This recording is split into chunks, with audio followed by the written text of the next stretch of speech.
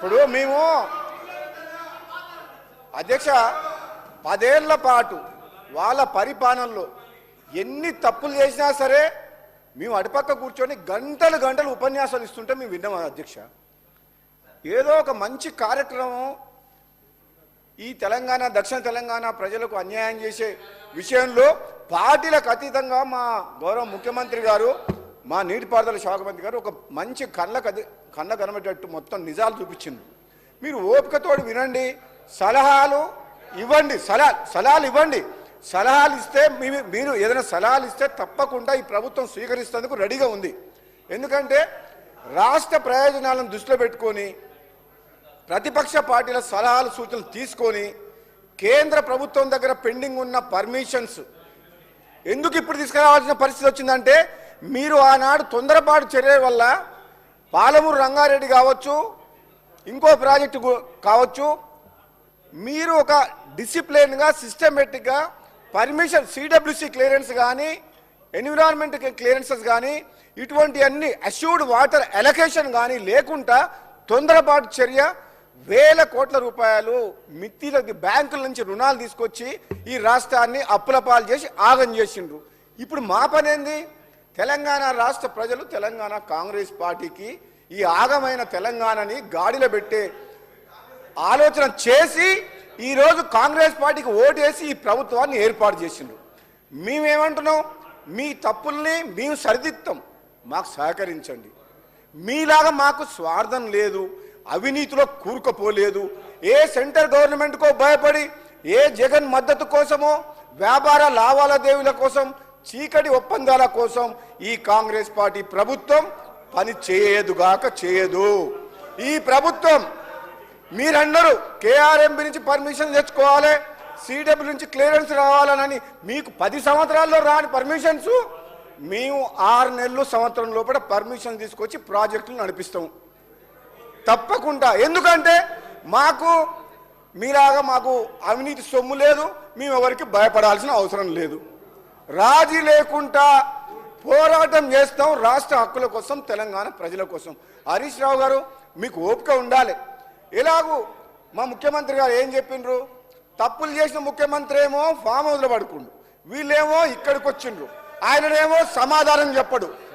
ఒక్క నిమిషం వినండి.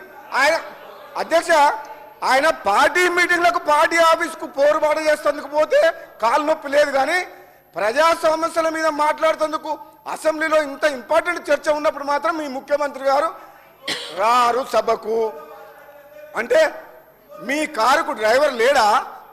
డ్రైవర్ లేని కారా ఇది? ఈ రిపేర్కి పోయిన కారు కాదు, గ్యారేజ్ పోయిన కారుకు డ్రైవర్ కూడా లేడు, ఒక లీడర్ లేడు మీ పార్టీకి. అర్థమవుతుంది మాకు.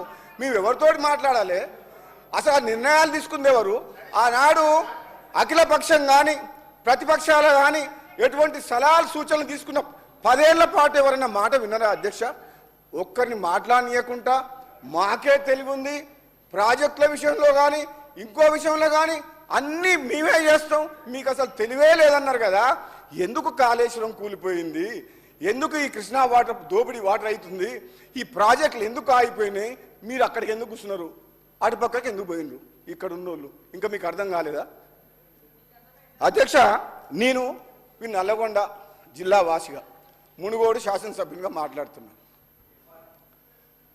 మా జిల్లాలో 10 ఏళ్ల పాలనలో శ్రీశైలం సొరంగ మార్గము కంప్లీట్ అయిన తర్వాత ఒక 10 కిలోమీటర్లు ఒక 2000 కోట్లు 1000 కోట్లు పెడితే 5 లక్షల ఎకరాలకు స్టెబిలైజ్ ఉత్తమ్ కుమార్ రెడ్డి గారు మంత్రి అయిన తర్వాత అది టేకప్ చేసిండు. అది చేయొచ్చు. ఉదయ సముద్రం ప్రాజెక్టు కంప్లీట్ చేసి 1,00,000 ఎకరాలకు ఏమని ఇదే హరీష్ రావు గారిని ఇదే సభలో నేను శాసనసభ్యునిగా గొంతు పోయేటట్టు మాట్లాడినా. లేదు, మా Dindi lift irrigation scheme Palamuru Rangareddy స్కీమ్లా 30 TMC వాటర్ తీసుకొస్తామని చెప్పి మాకు రిజర్వాయర్లు చేస్తుండ్రు, గ్రామాలని ఖాళీ చేసిండ్రు. రైతుల భూములు 2013లో పార్లమెంట్లో పాస్ అయిన ల్యాండ్ ఎక్స్ప్లోరేషన్ యాక్ట్ కాదని 5 లక్షలకు 4 లక్షలకు ఎకరాలు ఇచ్చి 30 లక్షలు 40 లక్షల రూపాయలు ఖరీదు చేసి భూములు తీసుకొని రైతులని రోడ్ల మీద పంపించిండ్రు. మరి ఆ పోనీ రైతుల సాక్రిఫైస్ చేసిండ్రు ఎన్నో గ్రామాల ప్రజలు.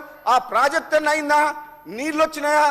పోనీ ప్రజలకు మేలు జరిగిందా? అంటే అధ్యక్ష ఎంత బాధతో చెప్తున్నా అంటే head works source of water ఎక్కడికి వెళ్ళి రావాలనో ఆ టెండర్లను ఇప్పటివరకు పిలవలేదు. టెండర్లు పిలవడం కాదు, ఈ డిండి లిఫ్ట్ ఇరిగేషన్ స్కీమ్ కు ఎక్కడికి వెళ్ళి నీళ్ళు తీసుకురావాలి, నార్లాపూర్ నుంచా, ఏదుల నుంచా, ఒట్టెం నుంచా, అది కూడా ఇంకా డిసైడ్ కాలే. కాంట్రాక్టర్ల కోసం ప్రాజెక్టు పిలిపించి వేల కోట్ల రూపాయల అప్పులు తీసుకొచ్చి రిజర్వాయర్లు కంప్లీట్ చేశారు. కానీ ఆ కెనాల్ వరకు టనల్ వరకు ఎక్కడికి వెళ్ళి తీసుకురావాలో ఇంతవరకు నిర్ణయం తీసుకోవాలంటే ఇక హరీష్ రావు గారు మంత్రిగా పనిచేసి ఏం సమాధానం చెప్తారు అధ్యక్ష? అంటే ప్రజల సొమ్ము వేల కోట్ల రూపాయలు మొత్తం దుర్వినియోగం చేసిండు. గుండె తరుక్కపోతుంది. మీకు అర్థమైతలేదేమో, మీరు రాజకీయ ప్రయోజనాల కోసం, మీ స్వార్థం కోసం మళ్ళీ రెండోసారి అధికారంలోకి వస్తేందుకు ప్రజల్ని మభ్యపెట్టే విధంగా ఒక భ్రమలు కల్పించి ఈ పాలమూరు రంగారెడ్డి ప్రాజెక్టు మీరు డిజైన్ చేసి మొదలుపెట్టి టెండర్లు పిలిచింది తప్పితే నిజంగా హరీష్ రావు గారు 120 టీఎంసీ వాటర్ అష్యూర్ వాటర్ ఉందా? 45 టీఎంసీ అన్న 45 డేస్లో 2 టీఎంసీ అని చెప్పి డిజైన్ చేసిర్రు, పంప్ హౌజులు కట్టిర్రు, వేల కోట్ల రూపాయలు కాంట్రాక్టర్లకు ఇచ్చిండ్రు. ఇప్పుడు నీకు 90 టీఎంసీ వాటర్ వస్తుందా? ఇప్పుడు మళ్ళీ 45 టీఎంసీ అని చెప్పి మనకు ఉత్తమ్ కుమార్ రెడ్డి గారు చెప్తున్నారు. అది కూడా మీడియం ఇరిగేషన్ గతంలో అలాట్ చేసిన కృష్ణా వాటర్ ట్రిబ్యునల్లో అలాట్ చేసిన వాటర్ని మనం తీసుకుంటే పాలమూరు రంగారెడ్డికి ఈ విధంగా చెప్పుకుంటే పోతే అధ్యక్ష, వీళ్ళు చేసిన ఏమంటే ఈ వ్యవస్థని ఈ తెలంగాణ రాష్ట్ర ప్రజలకు తెలవాలని మా గౌరవ నీటిపారుదల శాఖ మంత్రులు ఈరోజు బ్రహ్మాండంగా ప్రజలందరికీ తెలిసే విధంగా ఈ నీటిపారుదల రంగంలో దోపిడీయే కాక నిర్లక్ష్యమే కాక వీళ్ళు చేసిన వల్ల ఎంత నష్టం అయింది అనేది ఈరోజు చాలా క్లియర్గా చెప్పిండ్రు. నేను ఒక జిల్లా వాసిగా చెప్తున్నా అధ్యక్ష, రేపు పోరుబాట అని పెట్టిండ్రు నల్లగొండ జిల్లాలో. నల్లగొండ జిల్లాలో గత ఎన్నికల్లో క్లియర్ తీర్పిచ్చిన ప్రజలు. ఈ నల్లగొండ జిల్లా ప్రజలకు ఈ ప్రభుత్వం తెలంగాణ వచ్చిన తర్వాత రైతాంగం కష్టాలు పోతాయని ఫ్లోరైడ్ ఎఫెక్టెడ్ ఏరియా మా జిల్లా. అటువంటి వాళ్ళందరూ ఎన్నో ఆశలతో ఉంటే 10 ఏళ్ల పాటు నేను కుర్చేసుకొని కూర్చొని పనిచేస్తా ఈ సొరంగ మార్గం దగ్గర, ఈ శివన్నగూడెం రిజర్వాయర్ దగ్గర అని ఆనాడు ముఖ్యమంత్రి హోదాలో వచ్చి ఈడ ప్రారంభోత్సవం చేసిన మనిషి మళ్ళా మచ్చుకు కూడా కడవలే రాలే. అదే కూలిపోయిన కాళేశ్వరం ప్రాజెక్టు మీద 1,00,000 కోట్లు పెట్టి ఈ ప్రజాధనం దుర్వినియోగం చేసి ఈరోజు రాష్ట్రాన్ని అప్లపాలు చేసిన ఘనత వీళ్ళది.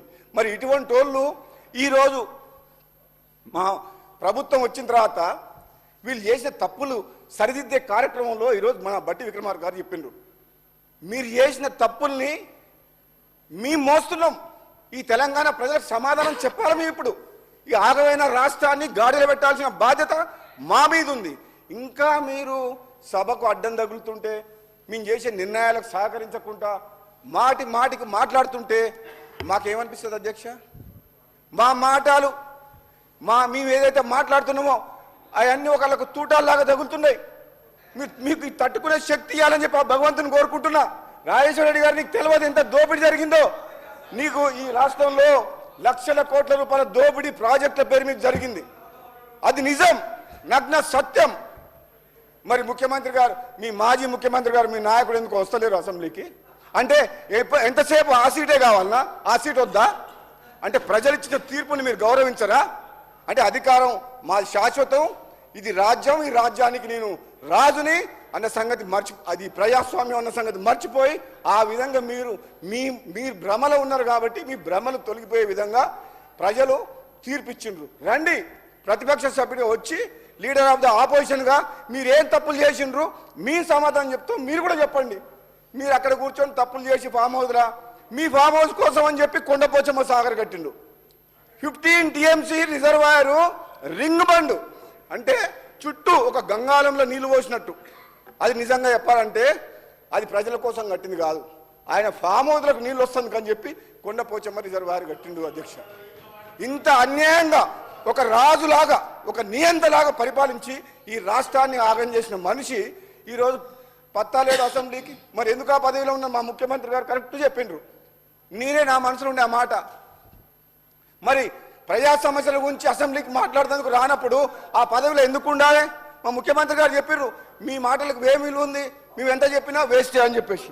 అధ్యక్ష, ఈరోజు చెప్తున్నా, మా జిల్లా మంత్రి గతంలో పనిచేసిన జగదీశ్వర్ రెడ్డి ఈరోజు హాజరు కాలే. మా నల్లగొండ జిల్లాకు కృష్ణా వాటర్ చాలా ఇంపార్టెంట్.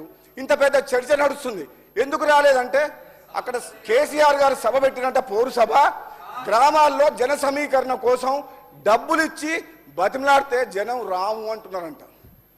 మీకు సమాధానం చెప్పినాం కదా ఓటు రూపంలో, మళ్ళీ పోరుబాట మీరెందుకు? వాళ్ళకోసారి అవకాశం ఇచ్చినాం కాంగ్రెస్ పార్టీకి, వాళ్ళు మా ప్రజల కోసం కష్టపడతామంటుండ్రు, మీకెందుకు సభ అని అడుగుతున్నారు. అధ్యక్ష 2 నెలలైంది ప్రభుత్వం వచ్చి, 2 నెలలు 60 రోజులు ఈ ప్రభుత్వం మిమ్మల్ని మేము 10 ఏళ్ళు భరించినాం, మీరు 2 నెలలకే ఇట్లా చేస్తే ఎట్లా? అధ్యక్ష నేను ఒక మాట చెప్తున్నా వినండి. మా ప్రాంతం వెనుకబడి ఉంది అధ్యక్ష.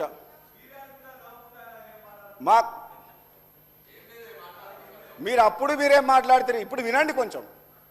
మీరు వింటే ప్రజలు సంతోషిస్తారు. ఇప్పుడు మాట్లాడితే అడ్రస్ లేకుండా పోతారు, మళ్ళీ ఆ ఆపోజిషన్లో కూడా ఉండరు. కనీసం ఇప్పుడు ప్రతిపక్షంలో ఉన్నారు.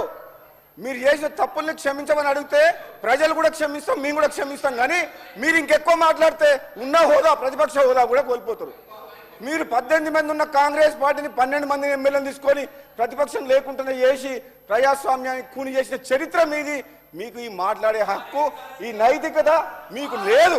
మీరు ఇప్పుడు మాట్లాడుతున్నారు కానీ మేము వింటున్నాం. కానీ మేము అనుకుంటే చెప్తున్నా, మీలాగా మేము ప్రవర్తించగలుగుతాం, మీలాగా మేము చేయగలుగుతాం. అధ్యక్ష మేము కూడా ప్రభుత్వం ఉంది, అధికారంలో ఉంది, వాళ్ళలాగా అవినీతి సొమ్ముతోటి సంపాదించిన సొమ్ముతోటి ప్రతిపక్షం లేకుండా చేయాలని, ప్రజాస్వామ్యాన్ని కూనీ చేయాలని, ప్రశ్నించే గొంతు లేకుండా చేయాలని మేము అనుకోవడం లేదు.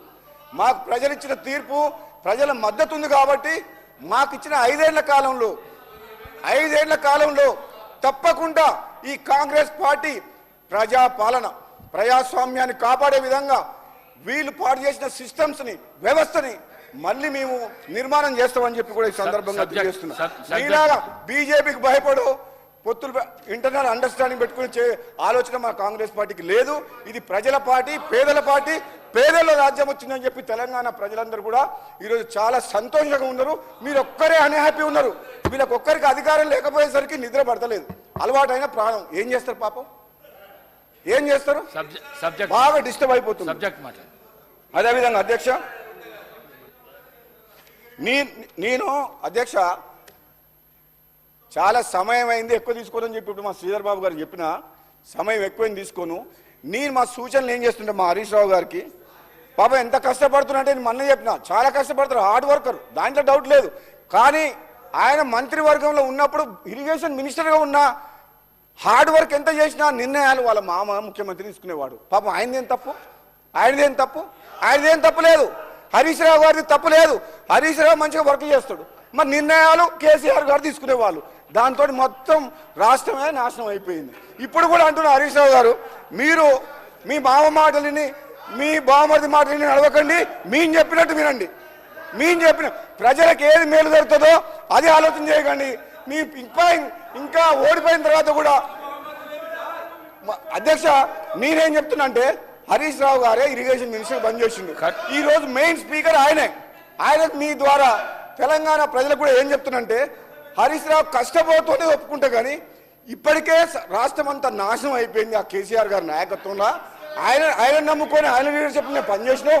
కనీసం ఇప్పుడైనా కళ్ళు తెరిచి మేము చేసేది ఏదైనా మంచి పని ఉంటే మాకు సహకరించు అని చెప్తున్నాం. అందుకని అంటున్నా, రేపు నువ్వు పోరుబాటకు రాకు నల్గొండకు. ఎందుకంటే జనము నిజంగా ఇంతకుముందు మా సోదరుడు వెంకటరెడ్డి గారు చెప్పిండు ఒక మాట, ఎంత కోపంతో అంటే నల్లగొండ జిల్లా ప్రజలు గత 10 ఏళ్లలో అధికారంలో ఉండి నల్లగొండ జిల్లాకు తీవ్ర అన్యాయం జరిగింది, చాలా నష్టం జరిగింది. అక్కడనే పోయి పోరుబాట చేస్తామంటున్నాడు. మా జిల్లా మంత్రివర్యులు ఉత్తమ్ కుమార్ రెడ్డి గారు నీటిపారుదల శాఖ మంత్రి అయిన తర్వాత అధ్యక్ష నేను చెప్తున్నా ఈ సభా సాక్షిగా 2 నెలల్లో ఒక్క నిమిషం నిద్రపోకుండా రాత్రి మగలు కష్టపడుతుండు. ఎందుకంటే ఈ నీటిపారుదల రంగాన్ని చిన్నాభిన్నం చేసి అస్తవ్యస్తంగా మార్చిన ఘనత బీఆర్ఎస్ ప్రభుత్వంది.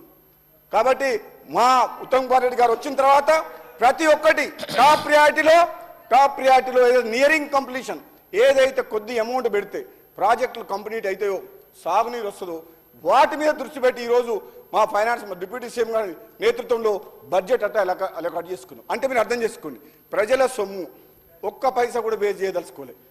స్వార్థం కోసమో కాంట్రాక్టర్ల కోసమో టెండర్లు పిలిచే ప్రసక్తే లేదు.